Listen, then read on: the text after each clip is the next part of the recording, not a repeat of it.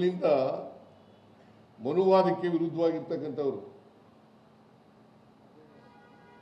ಮೊದಲಿನಿಂದ ಮನುವಾದಕ್ಕೆ ವಿರುದ್ಧ ಇರ್ತಕ್ಕಂಥವ್ರು, ಮೊದಲಿನಿಂದ RSSಗೆ ವಿರುದ್ಧ ಇರ್ತಕ್ಕಂಥವ್ರು.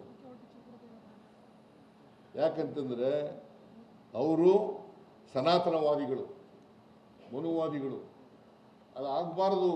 ಯಾಕಂತಂದ್ರೆ ಜಾತಿಯನ್ನು ಒಡೆದು, ಆಮೇಲೆ ಸಮಾಜವನ್ನು ಒಡೆದು ಜಾತಿಗಳನ್ನು ಮಾಡಾಕ್ಬಿಟ್ರು. ಬ್ರಾಹ್ಮಣ, ಕ್ಷತ್ರಿಯ, ವೈಶ್ಯ, ಶೂದ್ರ ಮಾಡಿದವ್ರು ಯಾರು? ಇವತ್ತು ಸಮಾಜದಲ್ಲಿ ನಾವು ರೇವಣ್ಣನಿಗೆ ಗೊತ್ತಿರಬೇಕು, ಗ್ಯಾರಂಟಿ ಯೋಜನೆಗಳನ್ನು ಮಾಡಿರೋದೇ ಅದಕ್ಕೋಸ್ಕರ, ಅಸಮಾನತೆಯನ್ನು ತೊಡೆದಾಕಬೇಕು ಅನ್ನೋ ಕಾರಣಕ್ಕೋಸ್ಕರ. ಅಸಮಾನತೆಯನ್ನು ತೊಡೆದಾಕಬೇಕು ಅಂತ ಇವತ್ತು ಆ ಜಾತಿ ವ್ಯವಸ್ಥೆ ಮಾಡದೇ ಹೋಗಿದ್ರೆ